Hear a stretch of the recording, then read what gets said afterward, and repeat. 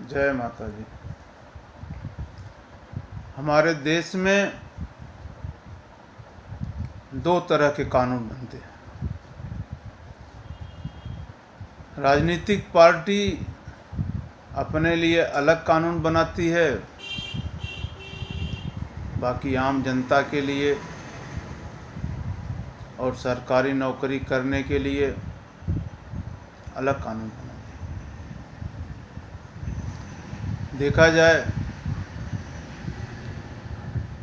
जो सरकारी नौकरी करने वाले हैं, दिन रात सेवा करते हैं, अध्यापक होते हैं, हर विभाग में होते हैं, 20 साल तक सर्विस देते हैं। कम से कम 20 साल तो कम कोई नहीं देता होगा, 20 साल से ज़्यादा ही देते होंगे। उनको पेंशन देने में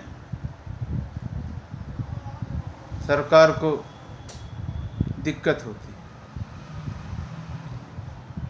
लेकिन जो विधायक लोकसभा का चुनाव जीत जाते हैं, एक दिन शपथ लेने के बाद अगर 2-4 दिन में लोकसभा या विधानसभा भंग हो गई तो भी उनका पेंशन लागू हो जाएगा। इस पर प्रधानमंत्री जी को विचार करने की ज़रूरत है। इस तरह का कानून तो नहीं होना चाहिए। हमारे देश का संविधान में थोड़ा बदलाव तो होना ही चाहिए। अपने लिए सब कुछ बना देते हैं, भत्ता भी मिलता है, पेंशन भी मिलता है, पेमेंट भी मिलता है उनको। भाई कौन सी नौकरी करते हैं? वो तो वोट लेने के लिए जनता के सामने जब जाते हैं तब तो कहते हैं कि हम आपको सेवा के लिए आए हैं, मुझे वोट दीजिए, मैं हमेशा आप लोगों के बीच में आपका ही सुनूंगा, हमेशा तत्पर रहूंगा सेवा करने के लिए। भाई जो सेवा करने के लिए रहता है, तत्पर रहता है, उसे पेंशन की क्या ज़रूरत है? भाई सब कुछ तो मिलता है। इस पर विचार होना चाहिए और इसमें बदलाव की ज़रूरत है।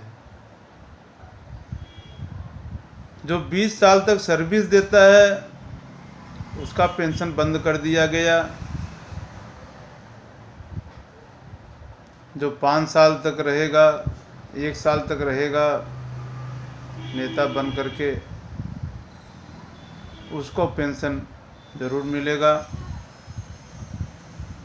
और भी देख लीजिए, देश के मतदाता को एक वोट देने का अधिकार है, लेकिन चुनाव लड़ने वाले नेता 2 जगह से चुनाव लड़ सकते हैं।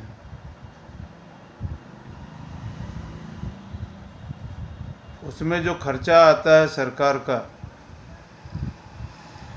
अगर नेता दोनों जगह से जीत जाता है तब उसे एक सीट छोड़ना पड़ता है। सीट छोड़ने के बाद वहाँ फिर से चुनाव होता है, फिर खर्चा बढ़ता है। इस पे प्रावधान होना चाहिए। अगर कोई 2 जगह से चुनाव लड़ रहा है, अगर दोनों जगह जीत जाता है, जो सीट छोड़ रहा है